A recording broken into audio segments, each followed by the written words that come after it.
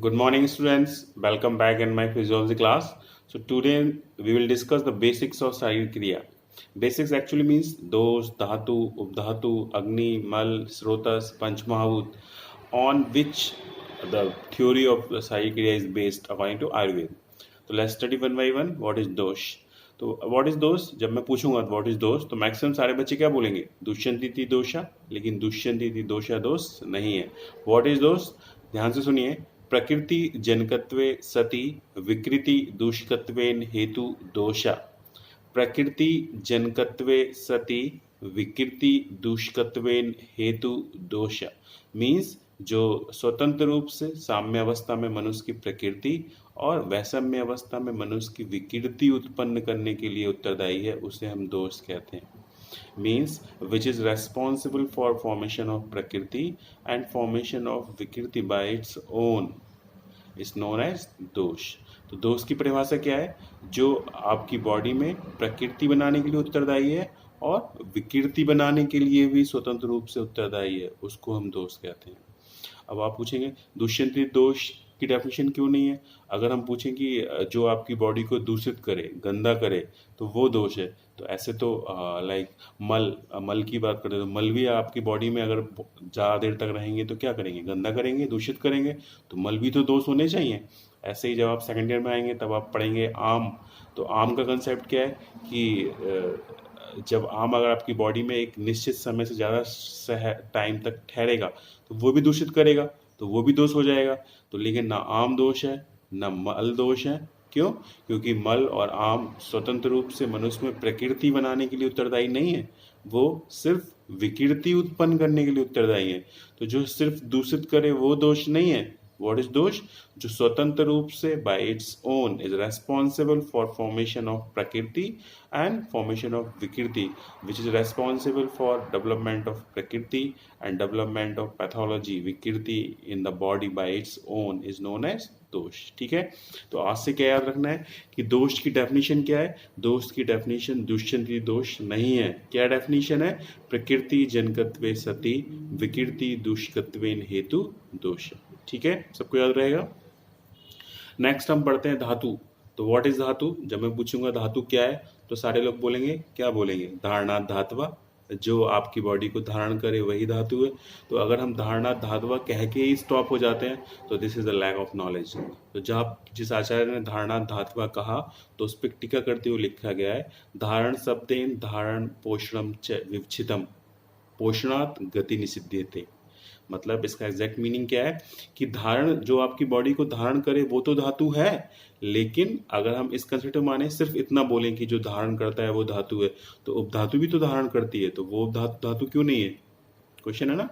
तो फिर there should be some similarity और डिसिमिलरिटी, अदरवाइज दोनों सेम हो जाते।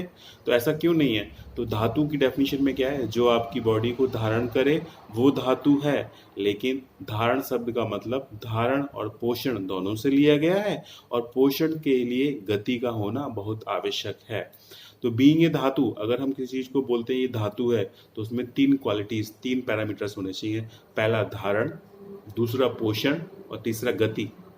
ओके, तो कोई भी चीज़ तभी धातु कहलाएगी जब वो हमारी बॉडी को धारण करे, हमारी बॉडी को पोषण करे और उसमें गति हो। अगर इसमें गति नहीं है, ये पोषण नहीं करती, तब भी वो धातु नहीं है, तब वो क्या हो जाएगी? उपधातु। ठीक है, तो कंसेप्ट समझिए, धातु और उपधातु, धातु और उपधातु बोथ आर सेम क्योंकि वो दोनों धारण करते हैं, बट बोथ आर डिफरेंट क्योंकि धातु धारण के साथ पोषण भी करती है, उपधातु धारण तो करती है, पोषण नहीं करती। धातु में क्योंकि धातु पोषण करती है और पोषण करने के लिए गति का होना बहुत आवश्यक है। तो धातु कहने के लिए धारण, पोषण एवं गति, ये तीन शब्द चाहिए। उपधातु कहने के लिए इसमें सिर्फ धारण होता है, ये पोषण नहीं करती, इसमें गति नहीं होती, इसलिए इसको धातु नहीं उपधातु कहते हैं। तो जो आपके शरीर को धारण करे, अगर आप सिर्फ इतना बोलेंगे तो ये शब्द धातु के लिए भी अप्लाइड है और उपधातु के लिए भी अप्लाई है। तो आपको एग्जैक्ट धातु की डेफिनेशन क्या है? What are the criteria to be a dhatu? ये आपकी बॉडी को धारण करना चाहिए, ये आपकी बॉडी को पोषण करना चाहिए और इसमें गति होनी चाहिए। और जब उपधातु की बात करेंगे तो उपधातु आपकी बॉडी को सिर्फ धारण करती है, उपधातु आपकी बॉडी को पोषण नहीं करती, उपधातु में गति नहीं होती। Okay, got it? Dhatuj and upadhatuj. Now we will see the mal. मैं जब पूछता हूँ मल क्या है तो सारे बच्चे बोलेंगे मलिनीकरणानिति मला, है ना। तो मलिनीकरणानिति मला, जो आपकी बॉडी को मलिन मतलब गंदा कर दे उसे हम मल बोलेंगे। तो गंदा तो दोष भी कर देते हैं, तो क्या दोष मल है? हाँ, नहीं ना, दोष मल क्यों नहीं है? तो जो एग्जैक्ट डेफिनेशन मलिनीकरणानिति मला मतलब जो आपकी बॉडी को गंदा करें, ठीक है, लेकिन उनका टाइमली, अगर वो आपकी बॉडी में एक पर्टिकुलर टाइम से ज़्यादा समय तक रहते हैं, जब वो आपकी बॉडी में एक पर्टिकुलर टाइम से ज़्यादा समय तक रहते हैं तब वो आपकी बॉडी को गंदा करेंगे। नॉर्मली वो बनेंगे, बनने के बाद टाइमली उनका बॉडी से निकल जाएंगे और आपकी बॉडी की जो नॉर्मल फिजियोलॉजी है उसको मेंटेन करने में हेल्प करेंगे। लेकिन वो अपने एक पर्टिकुलर टाइम से ज़्यादा टाइम में रहते हैं तब उनका स्वभाव हो जाएगा गंदा करना। ठीक है, एग्जाम्पल, अगर किसी व्यक्ति में नॉर्मली स्टूल पास होता है, मतलब दिन में 2 बार या 1 बार, इट्स ओके फाइन। लेकिन अगर सपोज उसे कॉन्स्टिपेशन है, 3 दिन 4 दिन में 1 बार वो स्टूल पास करने जाता है, तो उसकी बॉडी में जो स्टूल है वो एक नॉर्मल टाइम से 6-8 आवर्स से ज़्यादा टाइम के लिए आपकी बॉडी में रुक रहा है, तो वो अपने सराउंडिंग्स को गंदा करना स्टार्ट कर देगा। दैट इज मलिनीकरणानिति मला, जो आपकी बॉडी को गंदा करे वो मल है। गंदा कैसे करेंगे? आपकी बॉडी में नॉर्मल फिजियोलॉजिकल क्रियाओं के फलस्वरूप वो बनते हैं, बनने के बाद उनका आपकी बॉडी से टाइमली एक्सक्रीशंस हो जाता है। अगर वो टाइमली एक्सक्रीट नहीं होते हैं तो फिर वो आपकी बॉडी को गंदा करेंगे और तब हम उसे मल बोलेंगे। फाइन, तो दोष हो गया, धातु हो गया, उपधातु हो गया, मल हो गया। नेक्स्ट आया पंच महाभूत। When I will ask what is panch mahabhut, panch महाभूत टर्म्स में मीनिंग हमें चाहिए। पंच महाभूत, पंच मीन्स 5, महा means great, bhuta means exist, जो बीत गया, भूत मीन्स बीत गया। तो महाभूत शब्द की exact meaning, what is the exact meaning of mahabhut? The things which greatly exist everywhere is known as mahabhut. ऐसी चीजें जिनकी सत्ता सब जगह विद्यमान है। तो महा मतलब ग्रेट, भूत मतलब एग्जिस्ट, तो things that greatly exist everywhere is known as mahabhut. तो आपको महाभूत ज्यादा लंबी थ्योरी याद नहीं रखनी। महाभूत 2 शब्द से मिलकर बना है, एक महा और दूसरा भूत। महा मतलब ग्रेट, भूत मतलब exist, the things which greatly exist everywhere is known as महाभूत। ओके, तो what is dosha, what is dhatu, what is upadhatu, what is mal and what is mahabhut. ठीक है, तो महाभूत क्या है? जो सब जगह विद्यमान है, मतलब महाभूत 2 शब्दों से मिलकर बना है, one is maha and other is bhuta. Maha means great, bhuta means exist, the things which greatly exist everywhere is known as mahabhuta. ठीक है, नेक्स्ट हम पढ़ेंगे अग्नि। तो व्हाट इज अग्नि? अग्नि क्या है? तो अंगति व्यापनोति इति अग्नि, अंगति व्यापनोति इति अग्नि, जो शरीर के प्रत्येक अंग में व्याप्त हो उसे अग्नि कहते हैं। अब आप बोलेंगे शरीर के प्रत्येक अंग में ऐसा क्या दिखता है जो हम उसे अग्नि कहते हैं? तो all the biochemical, all the biophysical reactions, all the biochemical biophysical reactions that occurs at cellular level in the body, all the biochemical and the biophysical reactions, physiochemical reactions that occurs at cellular level in the body can be compared with the अग्नि। तो आपकी body में, आपकी body के अंदर each cell में जितनी भी बायोकेमिकल रिएक्शंस हो रही हैं वो सारी रिएक्शंस अग्नि ही हैं, चाहे वो जाठर अग्नि है, चाहे वो धातु अग्नि है, चाहे वो भूत अग्नि। That is a broad concept, वो हम किसी और दिन पढ़ेंगे। तो व्हाट इज अग्नि? जो आपकी शरीर की प्रत्येक कोशिका में विद्यमान हो। तो कोशिका में अग्नि कैसे विद्यमान होगी? आपकी बॉडी के अंदर सेलुलर लेवल पे हर समय कोई ना कोई रिएक्शंस होती रहती है। तो जितनी भी सेलुलर लेवल पे होने वाली बायोकेमिकल बायोफिजिकल रिएक्शंस हैं, तो all these reactions are collectively what is it is agni. ठीक है, उसके बाद हम पढ़ेंगे स्रोतस। तो वो स्रोतस क्या है? सब बोलेंगे श्रवणात् स्रोतांसी, जिनमें चीजें बहें। तो क्या धमनी के अंदर चीजें नहीं बहती? क्या शिरा के अंदर चीजें नहीं बहती? बहती है ना। तो एग्जैक्ट मीनिंग व्हाट इज श्रवणात् स्रोतांसी? तो श्रवणात् शब्द का मतलब है श्रवणम स्यंदनम, श्रवणम स्यंदनम, जिसके थ्रू श्रवण मतलब स्यंदन की प्रक्रिया हो, ऑस्मोसिस की प्रक्रिया हो। तो आपकी बॉडी में ऐसा क्या दिखता है जिसको आप स्रोतस बोलेंगे? कुछ तो दिखना चाहिए ना, किसको स्रोतस बोलेंगे? कुछ भी कहते हैं, अगर ऐसे ही बोल दिया ये अग्नि है, ये स्रोतस है, तो this that will not be good. हमें अपनी बात को मॉडर्न पैरामीटर पे बोलना ही पड़ेगा कि आपकी बॉडी में ऐसा क्या है जिसको हम स्रोतस बोलेंगे। तो श्रवणात् श्रोतांसी, एंड श्रवण का मतलब श्रवणम स्यंदनम, through which the process of osmosis occurs in the body. तो आपकी बॉडी में ऑस्मोसिस कैसे होती है? सेल मेम्ब्रेन के थ्रू, इज इट और नॉट? तो जो सेल मेम्ब्रेन है, तो सेल मेम्ब्रेन कुछ चीज़ों के लिए परमिएबल है, कुछ चीज़ों के लिए नहीं है, सेलेक्टिव परमिएबिलिटी है, ऑस्मोसिस डिफिजन की प्रोसेस होती रहती है। तो सेल, वो actually what is srotas? That is cell. ठीक है, तो अब आप मुझे बोलेंगे अस्थिवा स्रोतस क्या होता है सर? तो अस्थि वस्तु तो उसमें कौन सा सेल दिख रहा है जैसे आप ऐसे बोलेंगे? तो अस्थि भी किससे मिलकर बनी हुई है? ऑस्टियोसाइट सेल से। ऑस्टियोसाइट, ऑस्टियोब्लास्ट, ऑस्टियोक्लास्ट सुना है ना आपने? तो जो ऑस्टियोसाइट्स और ऑस्टियोब्लास्ट सेल्स हैं, तो उन सेल्स के अंदर भी ऑस्मोसिस डिफ्यूजन की प्रोसेस होती रहती है। तो दैट इज अस्थिवा स्रोतस। फिर आप मुझे बोलेंगे मेदवा स्रोतस क्या है? तो लिपोसाइट्स जो सेल्स हैं, तो उन सेल्स के अंदर भी ऑस्मोसिस डिफ्यूजन की प्रोसेस होती रहती है। तो दैट इज स्रोतस। ठीक है, तो स्रोतस शब्द का मतलब श्रवणात् श्रुतांसी, वेरी गुड। श्रवणात् मतलब श्रवण स्यंदनम, जिसके थ्रू ऑस्मोसिस की प्रोसेस हो, उसे हम स्रोतस बोलते हैं। तो आपकी बॉडी में ऐसा क्या दिखता है जिसको आप स्रोतस बोलेंगे? That is cell. सेल में कैसे ऑस्मोसिस और डिफ्यूजन होती है। तो अगर कोई बोलेगा अस्थिवा स्रोतस, इसका मतलब ऑस्टियोसाइट्स। कोई बोलेगा मेदवा स्रोतस, का मतलब लाइपोसाइट्स। Got it?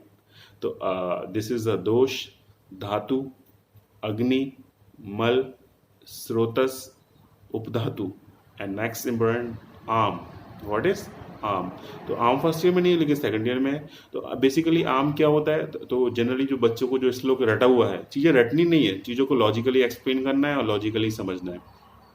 ऊष्मणो अल्पबल तो इन धातु मादम पाचितम दुष्टम अमासे गतम रसम आमम प्रचिचते। ये आपने शायद अष्टांग हृदय फर्स्ट सूत्र स्थान जो फर्स्ट ईयर में है उसमें भी पढ़ा होगा ना। तो बेसिकली आम होता क्या है? अब आप बोलेंगे जब शरीर की अग्नि कम हो जाती है तो जो खाना अपचित रूप में होता है उसे हम कहते हैं। ऐसा नहीं है। आम का मतलब सिर्फ इतना ही नहीं है कि आपकी बॉडी में खाना अनडाइजेस्टेड रहा तो वो आम है। ठीक है, मतलब जैसे आप किसी शादी में गए, आपने बहुत सारा खाना खा लिया, ठंडा पानी पिया, कोल्ड ड्रिंक पी, उससे बाद इंडाइजेशन होगा, तो क्या वो आम था? नहीं, ऐसा नहीं है। तो व्हाट इज आम? सपोज कोई भी रिएक्शन जब इनकम्प्लीट स्टेज में पहुंचती है, suppose A is a main product और ए से सी बन रहा है, ए से सी बन रहा है, तो ए से सी बनने के लिए, ए से सी बनने के लिए जो बीच के जितने भी स्टेप्स हैं, ए से सी बनने के लिए बीच के जितने भी स्टेप्स हैं, वो सारे स्टेप्स आम कहलाएंगे। कैसे? जैसे प्रोटीन का डाइजेशन हुआ, अमीनो एसिड्स बने, उसके बाद उसका अमीनो एसिड्स बन गए, और अमीनो एसिड्स बनने चाहिए, पता लगा अमीनो एसिड्स नहीं बन रहे हैं, आपकी एसिड बॉडी में यूरिक एसिड, क्रिएटिनिन, ये सब बन रहे हैं। तो अब क्या हो रहा है? जो यूरिक एसिड और क्रिएटिनिन है वो क्या है? जो मिडवे प्रोडक्ट है। अमीनो एसिड बनने चाहिए लेकिन प्रोटीन की पूरी मेटाबॉलिस से अमीनो एसिड बनने से और यूटिलाइज बनने की होने की जगह, एनर्जी लिबरेट होने की जगह यूरिया, यूरिक एसिड, क्रिएटिनिन, ये सब बन रहे हैं। तो बेसिकली ऑल दीज आर क्या क्या है? ये सब आम। तो कोई भी रिएक्शन जब इनकम्प्लीट रूप में होती है, सपोज ए प्राइमरी प्रोडक्ट है, उससे सी बननी है, तो ए से सी बनने के बीच के जितने भी स्टेप्स हैं वो सारे आम हैं। तो आप बोलेंगे क्या आम रोज नहीं बनता? आम एक्चुअली रोज बनता है। आम को नॉर्मली फिजियोलॉजिकल स्टेज में आपकी बॉडी में आम का बनना उतना ही जरूरी है जितना दोष धातु मल का बनना जरूरी है, लेकिन एक पर्टिकुलर टाइम के बाद वो आम ऑटोमेटिकली डाइजेस्ट हो जाएगा और उससे नेक्स्ट प्रोडक्ट बन जाएगा जो कि नेक्स्ट फिजियोलॉजी में आपकी बॉडी में रोल प्ले करेगा। लेकिन बेसिकली होता क्या है? आपने जो भी चीज़, जैसे आपने खाना खाया तो इनडाइजेस्टेड जो मटेरियल है, क्या वो रोज नहीं बनता? बनता है भाई। 4 घंटे से पहले खाना नहीं पचेगा, उसका बनना उतना ही जरूरी है। क्यों जरूरी है? अगर वो इनडाइजेस्टेड फॉर्म में नहीं रहेगा तो डाइजेस्टेड फॉर्म में कैसे कन्वर्ट होगा? तो आम आपकी बॉडी के लिए उतना ही जरूरी है जितनी और चीज़ें जरूरी हैं। लेकिन जब वो एक ज़्यादा समय के लिए रुक रहा है तब वो चीज़ों को दूषित करना शुरू करता है। इसलिए कहीं कहीं पे क्या शब्द आया? आम दोष। आम दोष जो दूषित करना करेगा, जो डेफिनेशन है, तो इसलिए कहीं कहीं पे शब्द क्या है? आम दोष। तो आम का बनना उतना ही जरूरी है। You can say the middle reactions और the middle chain of a final reactions. किसी भी प्रोडक्ट किसी ए से सी बनने के लिए बीच के जो स्टेप्स हैं वो सारे क्या है? आम। अगर कार्बोहाइड्रेट का मेटाबॉलिज्म हो रही है तो कार्बोहाइड्रेट से सीधे ग्लूकोज, फ्रक्टोज, गैलेक्टोज बनने से पहले बीच के जितने भी स्टेप्स हैं वो सारे स्टेप्स क्या है? आम। Got it? तो these are the basics of physiology. तो आपको रटना नहीं है, आपको अपने कंसेप्ट क्लियर करने हैं। व्हाट इज दोष, what is dhatu, what is agni, what is mal, what is srotas, what is panch mahabhut. Okay, so these are the basics of physiology on which our science of Kriya Sai is based on. So these are the basics. I think everyone should know this. अगर examiner आज के बाद exam में पूछेगा what is दोष, तो आपको तुष्यंती दोष नहीं बताना है, आपको क्या बताना है, प्रकृति जनकत्वे सति विकृति दुष्कत्वेन हेतु दोषा। जो साम्य अवस्था में मनुष्य की प्रकृति और वैषम्य अवस्था में मनुष्य की विकृति उत्पन्न करने के लिए उत्तरदायी हो, उसको हम दोष कहेंगे। ठीक है, आपको धातु, तो धातु कहने के लिए धारण, पोषण और गति तीनों का होना बहुत जरूरी है। अगर एक भी एब्सेंट है तो वो धातु नहीं है। उपधातु सिर्फ धारण करती है, इनमें पोषण नहीं होता, इनमें गति नहीं होता। मल जो आपकी बॉडी में फिजियोलॉजिकल रिएक्शंस के फलस्वरूप बनते हैं और बनने के बाद कुछ टाइम तक ठहरते हैं, और उनका बॉडी से टाइमली एक्सक्रीशन उतना ही जरूरी है जितना और चीज़ों का। अगर वो टाइमली एक्सक्रीट नहीं होंगे, उस समय से ज़्यादा समय के लिए रुकेंगे, तो वो चीज़ों को गंदा करना शुरू करेंगे, उसको मल कहते हैं। स्रोतस श्रवणात् श्रोतांसी श्रवणम सिहंदे, जिसके थ्रू ऑस्मोसिस की प्रोसेस हो। आप किससे कंपेयर कर सकते हैं, सेल से।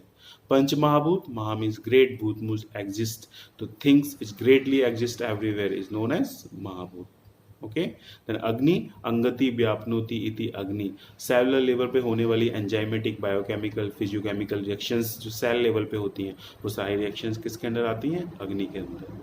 ठीक है, these are the basics. I think I have clear your all basics of physiology. So आप बने रहिए हमारे साथ, डॉक्टर ज्ञानी, डॉक्टर गगन के साथ। कल किसी नए टॉपिक पे बात करेंगे। Okay, thank you.